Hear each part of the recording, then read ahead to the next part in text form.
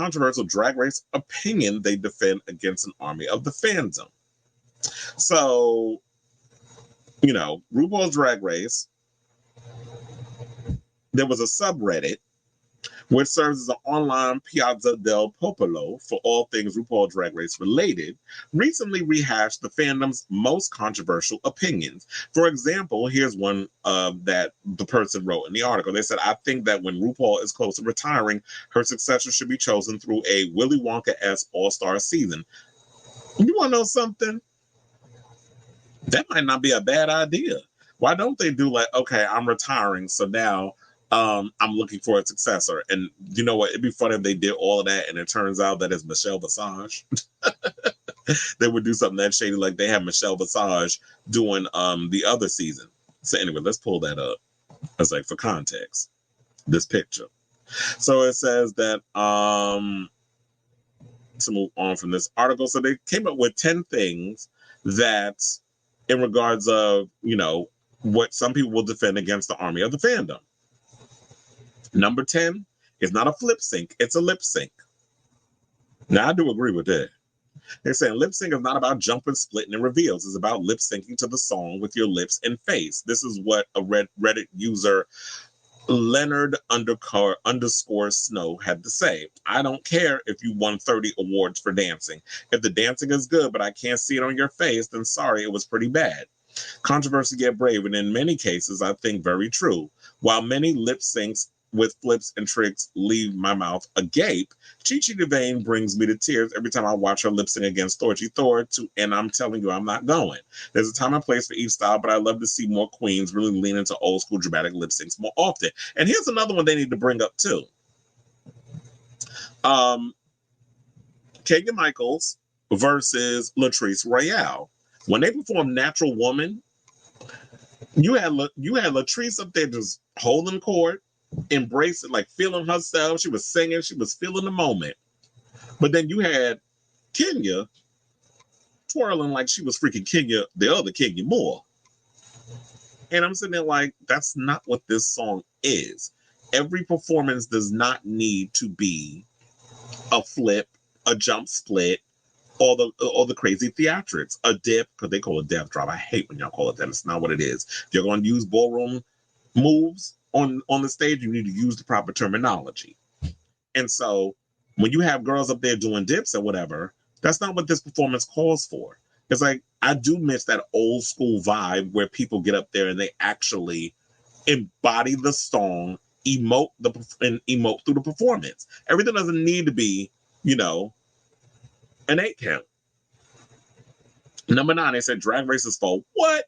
Entertainment. Well, if reading is fundamental, then drag is for entertainment. So Reddit user prestigious Bat33 said drag race is a show for entertainment. It's not meant to represent the whole of drag. If you want more variety or less polish, go to a local drag show and support a local queen. Ooh, this one's a doozy, child. And I do agree with this because I feel like a lot of times people do go and watch Drag Race and think that if they go to a nightclub, that you're going to get drag race type of performances. You're going to get somebody coming out in a bodysuit with wings attached to it. Or you're going to get like some gown that glows in the dark. And you may get some of that if the girls are willing to put up that kind of coin. But this is not drag race and drag and actually the art of drag. Two different things. And that's why this actually reminded me of an article because I was talking to a friend of mine. And it's funny how two different people, Jasmine Rice LaBeija, put out something in regards to like the local drag, a local drag queen, very much known in New York. And then another friend of mine who does drag, then they go by Aria, but it's RJ Robinson is his government name. They started talking about some stuff too. So Jasmine Rice LaBeija said the following. She said, just reflecting on how New York City drag scene has changed. When I first started drag in New York City, I used to go out in full drag with Monet as an exchange to see drag shows and parties all the time, just to show face and get acquainted with the big names, queens, managers, and promoters. Would stay at the bar until closing to kiki with the girls and go to a diner after to build a relationship/community. Of course, we did local bar competitions on top of that as well. We would then get an opportunity once in a while from the queens to possibly do a number of tips or to get a booking. I can barely recall the last time a newer queen came to one of my shows in full drag to just show face or even support. Yet they messaged me for a booking or a tip spot. Why would I book you or let you be part of my show when I don't even know you? I'm just supposed to know you because you post or DM me on social media. Am I old and cranky who's just not current?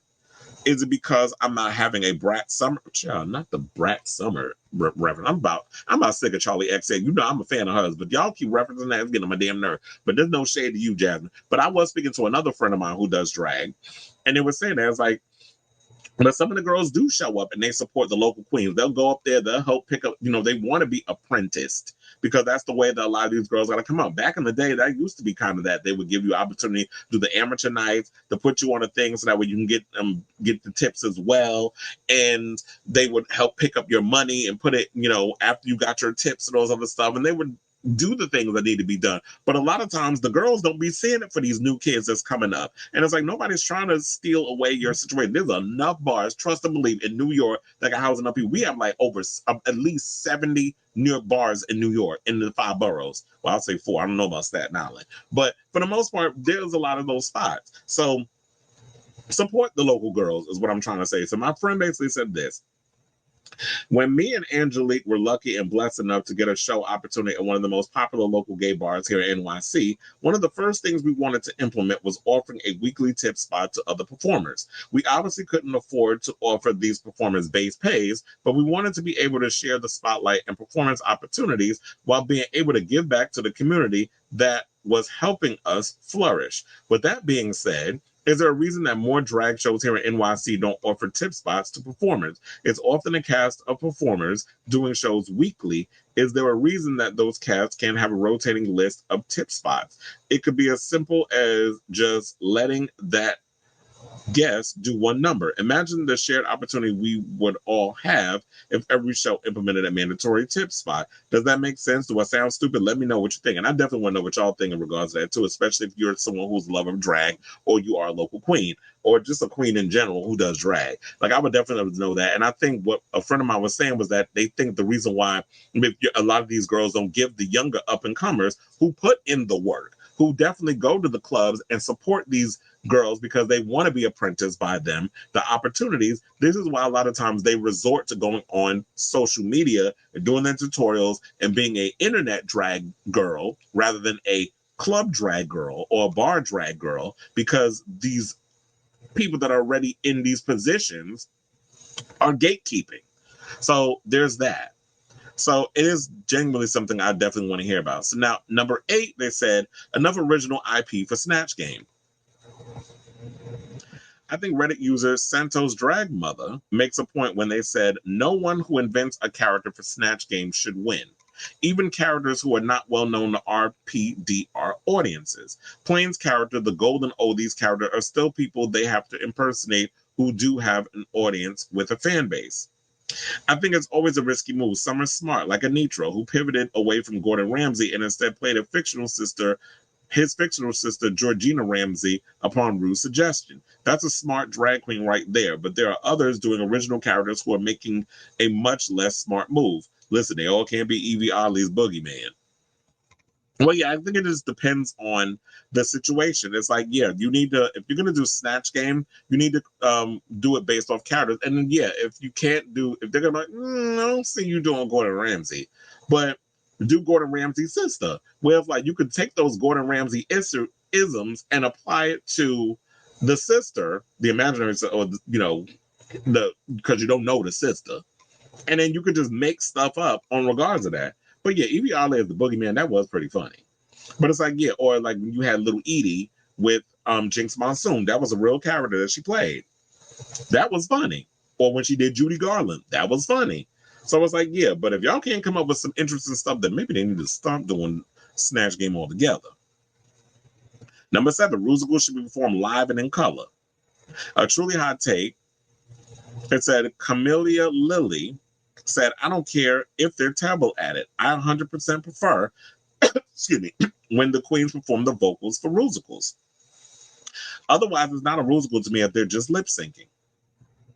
Some live musicals are so hard to watch, I routinely skip over them. Some of them, like Shade the Musical from season 6, are worth rewatching on their own because they're packed full of queens who sing for a living, like Courtney Act and Adore Delano. But it's true that some of the pre-recorded musicals could feel a little lifeless. Personally, I think queens singing and recording the track and then lip syncing to their own vocals is the best middle ground. And that's what I was going to say too. I don't like when they sing other people's vocals. I was also thinking when they do the finale and they have the top 4 queens, they have to do their own little performance. I feel like y'all need to stick their. First of all, we have so many tools at our disposal now with people who are horrible vocalists sound like they on pitch and on key. So I don't understand why you don't make them actually write the songs for the finale. And I'm adding this to the thing because I don't even know if it's a part of the list because I ain't go down the list. I'm actually doing this in real time as I'm going through it with you guys. But when it comes down to the lips, when these songs, whatever, if I'm going to have a top 4 and then we're going to split it down or whatever and cut it to a top 2, I feel like you need to get these people in the studio with a producer, Leland, whoever, have them write their own song, perform it, sing it with their actual vocals, and when they get on stage, they can lip sync to their own vocals. I don't like this idea of y'all be hiring other people to sing demos and then they're lip syncing to the song. It's the same thing with the musical. Make all of them, even if they don't have the most spectacular voice, have them pre-record the vocals, and then when it comes down to it, they perform the song to their own vocals live. I feel like that is the better middle ground instead of, oh, you got these other people. I'm like, whose voice is that? So I do agree. It does take the life out of the thing. Number 6, they said impersonation is a critically endangered art. User EdgeMeX_Elmo said, all Snatch games are getting worse because today's queens don't need impersonation skills, let alone have improv skills, unless they're the host. You don't have to be a professional impersonator like Chad Michaels to have a singular good one ready for the Snatch game. To me, to determine a good Snatch game impression, I usually ask myself one question. Is this the impression this queen does at a bar with her friends? To me, if it has that vibe, usually slays. Exhibit A is Adore Delano. I can't congratulate Adore enough on her 9 months of sobriety, but I know when she was a 365 party girl, she'd get 3 drinks in, turn to her friends, and let out an unclockably perfect Anna Nicole Smith. I also think Plain Jane's Helena I forget, I don't know how to say her last name, falls into the category. It was like, yeah, if you're good at impersonating people, that should be the requirement. I feel like they need to follow their own damn rules with Drag Race when it comes to these shows. I feel like they've gotten lenient over the years. And when y'all have gotten lenient with certain situations, y'all don't be following up on y'all rules and having them confined within that. There's going to be people who are terrible at Snatch Game. If that's the case, they just going to have to lip sync for their life and try not to get eliminated. But that makes the show more interesting. Number 5, let's get all stars on a predictable schedule. Now, this I agree with. Reddit user Braun Steiner _SB keeps it short and sweet, saying all stars should be every 2 years. Now, haven't we said this shit? We've been saying this for the longest. We need to have all stars every 2 years, and maybe what y'all need to do, make yearly global all stars. Although I will say this, and I know the new episode came out today. Global All Stars, you're not giving me what needs to be given in regards to this show. Y'all need to do better. I'm kind of getting bored. But I do agree with All Stars needs to be every year. I mean, every 2 years. Global All Stars, y'all can still play around with that. Do it every year with that. Or come up with other ideas to make it entertaining. But yeah, All Stars, y'all wearing out. You're over wearing out your welcome. But a lot of the fans have been saying that. They said, hear me out. Let's really turn this into the Olympics of drag. We do All-Stars every 2 years, but alternate between a summer All-Stars and a winter All-Stars. If there's one thing I love in a season of Drag Race, it's a hyper-specific gimmick, and I think it's about time to get seasonal in the workroom. I actually like that idea. I do think that they should just do a summer All-Stars and a winter All-Stars. Where it's sort of like y'all can come up with some creative ideas around it. But I feel maybe these producers are just bored. Number 4, they said no accounting for taste. One user, Dazzler Fan, is brave enough to say what we've all thought at one point or another. All drag is valid, but it's not all good. Sure, taste and aesthetics differ, but sometimes Sometimes it's just not good. And I agree with that. But y'all be talking about all drag is valid. I'm like, is it? Because not all drag is good. And some of y'all be looking a hot ass mess. So, okay, we good. But I mean, it could be valid, but if it's a mess, we're going to have to criticize it. Number 3, they said not everyone should be in the running for Miss Congeniality, and that's good. Agreed. Because one person I still say shouldn't have got Miss Congeniality during her season was Valentina. And we all remember that, all the drama that surrounded with her. And I like Valentina now. But back when she was on that show and how nasty her fans was being towards a lot of people who called out on things between Aja and Alexis Mateo and who else? It was a bunch of the other girls that was on Shea Coulee, Nina Bonina Brown. There was a lot of people that was getting dragged on social media because of Valentina nasty ass fans at the time.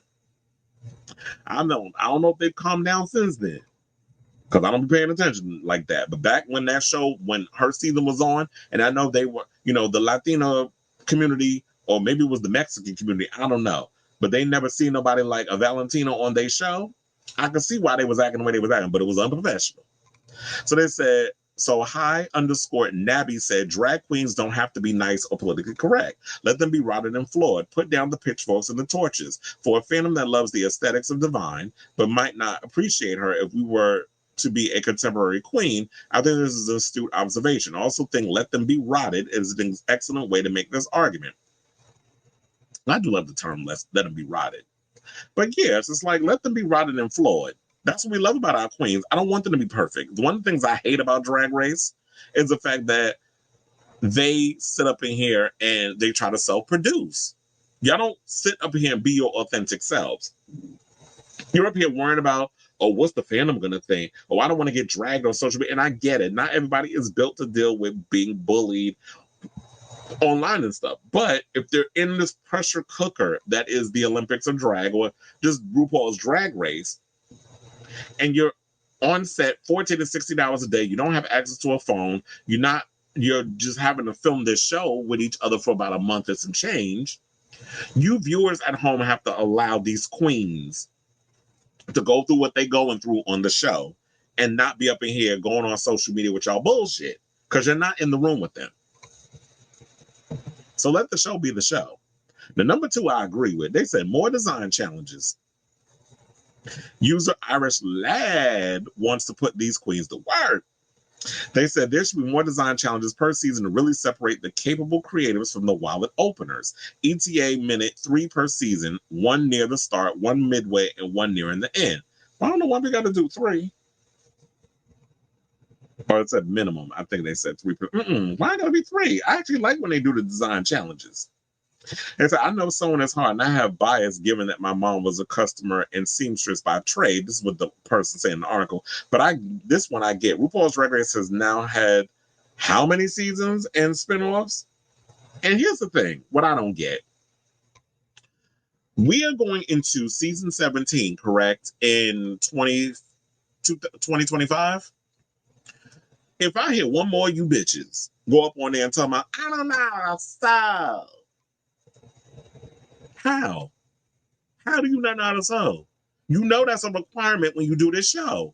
I understand y'all be sitting out here complaining about, well, I had to spend $25,000 to get a bunch of damn outfits so I could do the runway. But it's like, but you do know all that money you spending for some designer to make some clothes for you.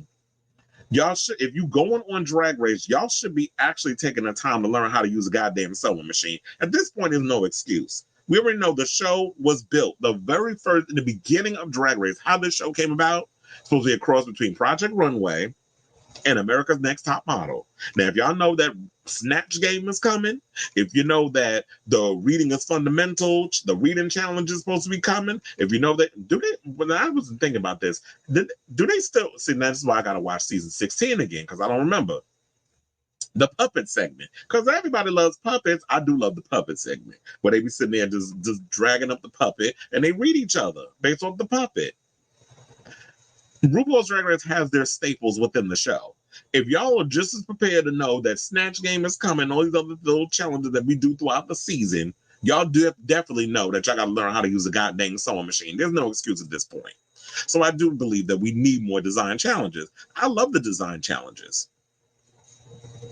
Now, number one, we finally got to the light at the end of the tunnel. It said this is not RuPaul's best lip syncer race. So electrical tie 5158 hits us with the hard truth you may not be ready to hear. Lip syncs are the queen's last chance to impress Ru and save themselves from elimination. She never said whoever performs better will get to stay. Ru does say it every episode, but it still doesn't make it any easier to accept, especially in cases like Marsha 3 times and Anitra's iconic lip sync, which should have been a double Shantae. Was a lot of fans be saying that in a lot of the situations. So I agree with that. And I say all this to y'all. What do y'all think of this story? Do y'all agree with this list? It was a long one, but nevertheless, I'm definitely curious if, as a drag race fan, what are your thoughts on this particular story? Let me know in the comments down below.